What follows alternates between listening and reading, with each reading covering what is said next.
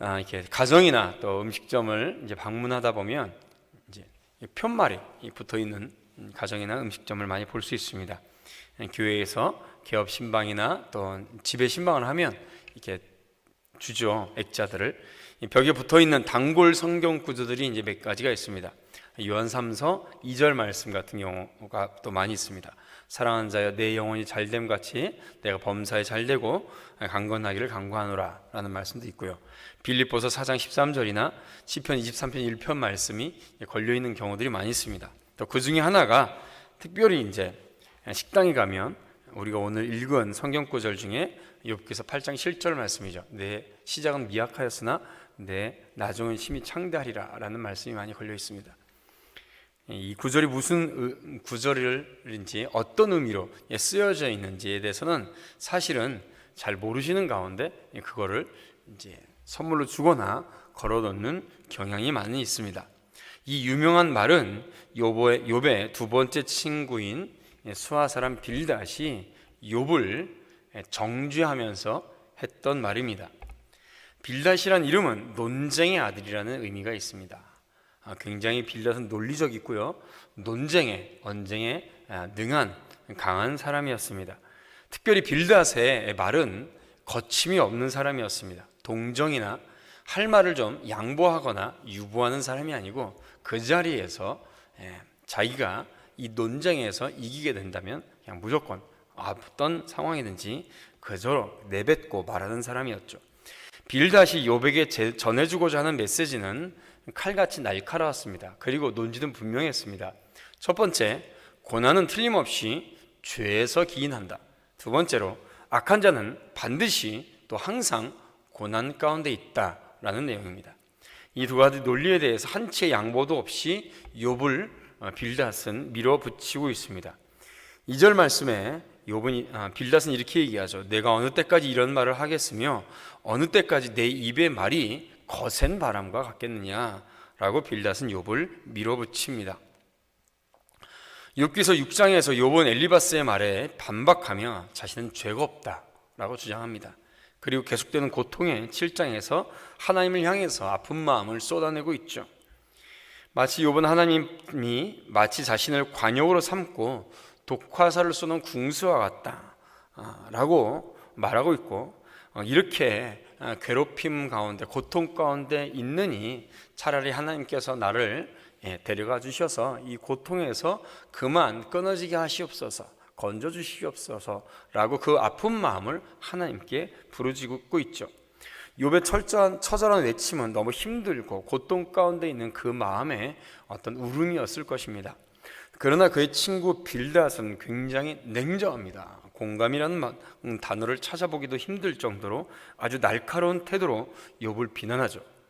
빌닷은 욥이 쏟아낸 말들이 마치 농경지에 큰 피해를 입히고 지나가는 태풍과 같다라고 거칠고 파괴적이다라고 말하고 있습니다. 욥이 자신이 죄가 없다고 말하는 점, 그리고 자신의 의의를 주장하는 것은 말도 안 되는 헛된 소리다라고 빌닷은 이야기하고 있습니다. 그 이유에 대해서 빌닷은 3절에서 하나님이 어찌 정의를 굽게 하시겠으며 전능하신 이가 어찌 공의를 굽게 하시겠느냐라고 말하고 있습니다.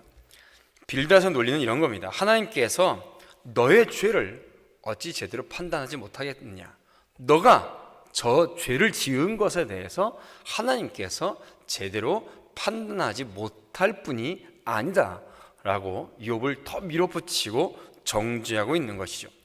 하나님이 자신을 이토록 괴롭히는 것에 대해서 자신은 그럴 만한 이유를 발견할 수 없다고 욥은 친구들에게 이야기하고 있습니다. 그러나 빌닷은 욥이 고난받는 것은 절대로 하나님의 실수나 착오가 아니며 그것은 분명 욥이 지은 죄의 결과라고 더 못 박아서 얘기하고 있는 것이죠. 그리고 욥이 자신이 죄가 없다고 말하자 그의 표적을 욥의 자녀들로 돌려서 더 날카롭게 이야기하고 있고 더 냉혹하게 말합니다. 4절에서 이렇게 얘기를 하죠. 너의 자녀들이 주님께 죄를 지었다. 주께서 그들을 그 죄에서 버려두셨다라고 얘기를 하고 있습니다. 4절이야말로 빌닷이 얼마나 냉정한 사람인지를 보여주고 있는 대목이죠. 당신의 자녀들이 일시의 죄를 죽었으니 그들이 죄를 지은 것이 틀림이 없다. 자네 자녀들은 자신들의 죄값을 받고 죽은 것이다 라고 자식을 잃은 아버지 욥의 면전에서, 고통을 당하고 있는 욥의 면전에서 그냥 토해내고 있는 것입니다. 빌닷의 이런 말이 자식을 잃은 아버지 욥의 가슴에 얼마나 큰 대못을 박는 얘기겠습니까? 아무리 자녀가 잘못을 저질러서 죄값을 받았다고 하더라도 그게 다 부모된 자신의 잘못이고 혹시라도 내가 잘못 가르쳐서 그런 것이 아닌가라고 생각하는 것이, 가슴 아파하는 것이 부모의 마음이죠. 그런데 한순간에 10명의 자식을 잃어버린 욥에게, 또 극심한 고통을 당하고 있는 욥에게 빌닷은 아주 냉정하게 쏘아붙이고 있는 것입니다. 빌닷이 또한 친구들이 하는 말 중에서는 단편적으로 볼 때는 틀린 말은 없습니다. 죄를 지은 자가 그 죄에 대한 대가를 받고 고난을 받는 것은 당연한 일이죠. 그러나 이유 없이 당하는 고난, 믿음 때문에 당하는 고난에 대해서 할 말은 아닙니다. 지금 욥의 상황에 맞는 말은 아니죠. 5절부터 빌닷이 욥에게 그가 처한 고난을 해결하는 방법에 대해서 설명해 줍니다. 한마디로 뭐냐면 회개해라. 너의 잘못을 깨닫고 회개해라 라는 것이죠. 5절과 6절 말씀해 보면 내가 만일 하나님을 찾으면 전능하신 이에게 간구하고 또 청결하고 정직하면 반드시 너를 돌보시고 내 의로운 처소를 평안하게 하실 것이다. 그러니 너의 죄를 깨닫고 당장 회개해라 라고 말을 하고 있는 것입니다. 빌닷이 전해주는 내용을 욥이 몰랐을까요? 다 아는 내용입니다. 그런데도 이렇게 하나하나 짚어가며 설명해주는 빌닷은 너무나도 정말 냉정하고 무서운 사람이죠.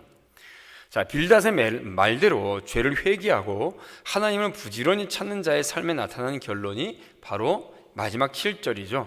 내 시작은 미약하였으나 내 나중은 심히 창대하리라.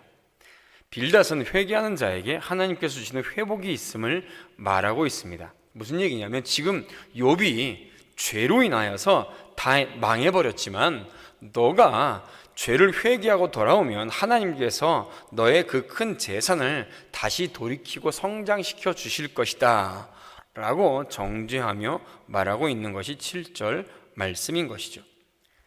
7절을 읽으면 대부분 무조건적으로 그 끝이 창대해진다는 생각하는 경향이 있는데 그것이 아니라 죄를 짓고 정죄함 받은 사람이 주 앞에 돌아오게 되고 도덕적인 의로 완벽하게 되면 하나님께서 창대해지게 될 것이다 라고 말씀하고 있는 것입니다. 빌닷이 욥이 죄인이라는 사실을 전제하고 그가 죄를 회개할 것을 촉구하는 데 사용된 말씀인 것이죠. 물론 죄를 지어서 하나님의 진노를 당하는 자들에게는 절실하게 필요한 조건은 맞는 말입니다. 우리가 죄를 지었고 내가 죄를 지었고 하나님께 회개해야 된다면 당연히 그렇게 됩니다. 그러나 지금 빌닷의 말은 욥에게 아무런 의미가 없는 내용입니다. 욥기서 들었으면서 말씀드렸지만 아무 이유 없이 또는 믿음 때문에 당하는 고난에 대한 해결책이 아니라는 것이죠. 빌닷의 말을 들으며 우리가 점검해야 될 것은 빌닷의 말은 다른 사람에게 해야 될 말이 아니라 먼저 내 자신을 돌아보면서 해야 되는 말이 빌닷의 말입니다. 다른 사람의 눈에 티를 보면서 말할 것이 아니라 혹시라도 내 눈에 있는 들보가 있는가, 내 마음속에 다른 사람을 정죄하기 전에 내 마음속에 더 큰 죄가 있는지를 되돌아보면서 내 자신을 점검하면서 주님 앞에 내 자신의 모습을 돌아보면서 해야 되는 말이죠.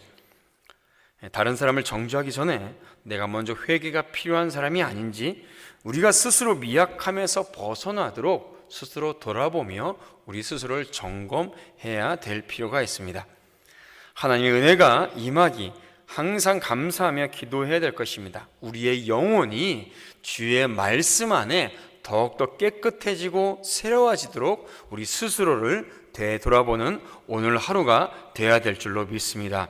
오늘 하루 주님 앞에, 주의 말씀 앞에 살아가며 주의 말씀 앞에 내 스스로를 점검하며 다른 사람을 정죄하기보다는 내 스스로를 주의 말씀 앞에 더욱더 순종하고 또 꿇어 엎드려 주 앞에 기도하며 주의 명령에 순종하며 승리하며 살아가는 우리 복된 성도들 되시기를 주님의 이름으로 축원드립니다.